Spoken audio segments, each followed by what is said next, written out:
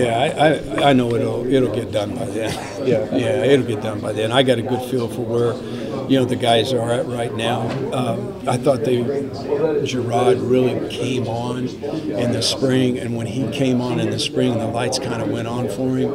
I felt really good about where we were headed, and that competition between those two guys has really made our whole offense better, because now the efficiency we're just talking about, they know that's what's going to give them the winning edge. Sure. So our offense gets more efficient and better, and they know the other part, don't turn the ball over. We need to keep it, be a good decision maker in the passing game, and in the run game.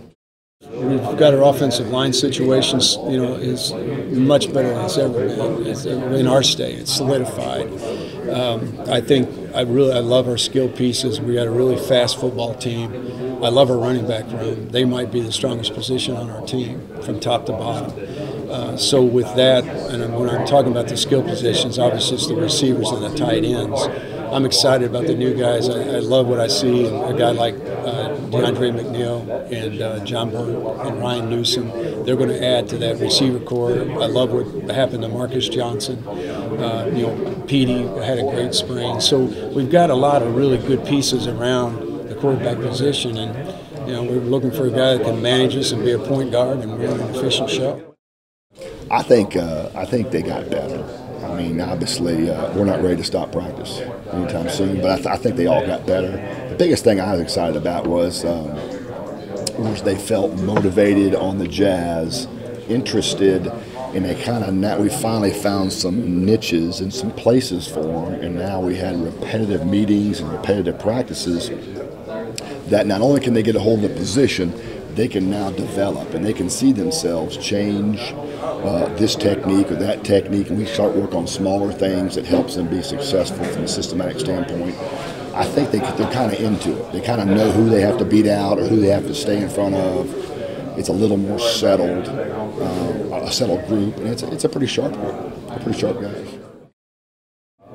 I think it's a double sword deal.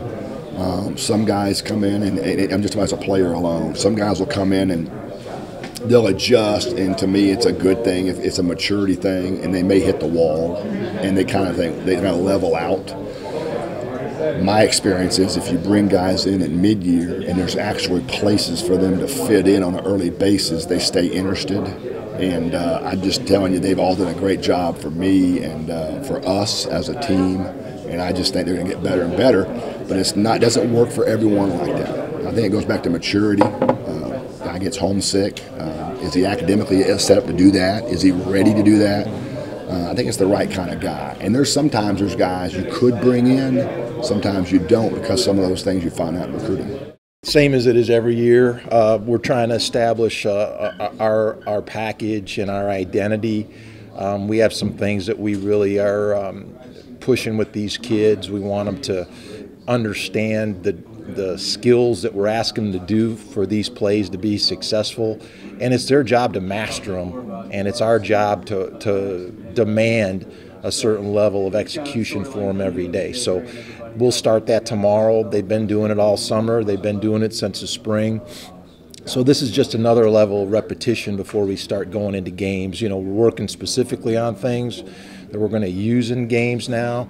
So it's a little different preparation in the fall than it is the spring. Spring football is about fundamentals and competition. Fall football is about, really mastering those fundamentals and sharpening your sword for game day. So it's a little different focus.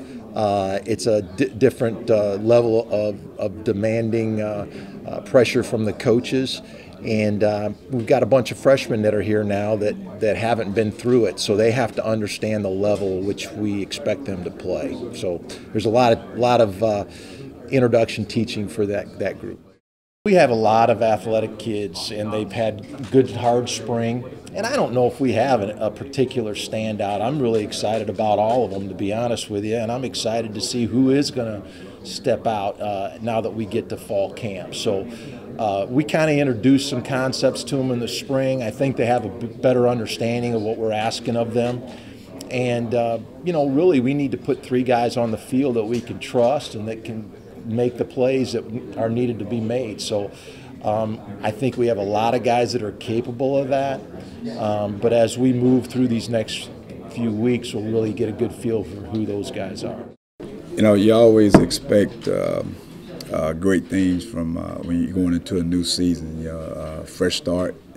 You always expect, you know, a lot of good things. Jonathan had a good year last year. I wouldn't say it was a great year. He had a good year, but we got to build upon it. And I think Jonathan has had an awesome off season.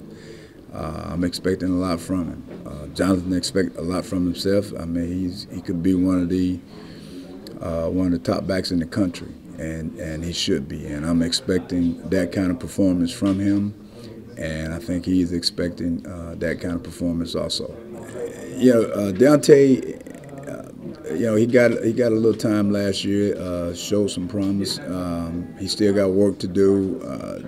Donald Catalan is a very talented kid out of Eisenhower who you guys didn't get a chance to see last year because we actually redshirted him. But those two guys have done a good job, and it's going to be a lot of good competition, you know, along with some of those freshmen that we're bringing in. So I'm expecting good competition from that position, and we'll see what happens. You know, it's good to have some options, you know, back there in terms of guys. So we'll see how the competition work out and see who rises to the top. Well, that's what coaching is. I mean, coaching is, you know, finding their strengths and focusing on them and hiding their weaknesses. So I'm sure none of them would want to admit they have any weaknesses, but we all have weaknesses, and there's things we're going to try to hide within those packages, and there's things we're going to try to exploit. And that's just what coaching is, and we'll see. That's what fall counts for. We're going to have a bunch of practices here right in a row so we can figure all this stuff out. Yeah, it's just anytime you do anything different. I mean, for 25 years, I was, you know, doing this for the last 15 years, for sure, the exact same schedule, almost 15 straight years. Now, when I worked for Coach Long in Jacksonville, he had his own schedule, and you know how that is. But so yeah, it was different Sunday night, just because I was going to a staff meeting on Monday instead of fixing to see 150 excited Buckeyes. So that was different. But other than that, the biggest difference is just my role. You know, I'm a guy that's hired to help Coach Strong, and I'm hired to help with certain things. Whereas when you're in his chair, or the chair I used to be in, you just have so many things. You have such a big picture look, but you still got to have a small picture look as well. And now my picture is just smaller. It's recruiting, it's tied into special teams. When you're in Coach Strong's chair, the chair I came from, it's all of that. You know, it's the media, it's the boosters, it's coaching the team, it's officials, I mean, you just name it. It's the whole. That's the biggest difference. It's just I have to change my focus now.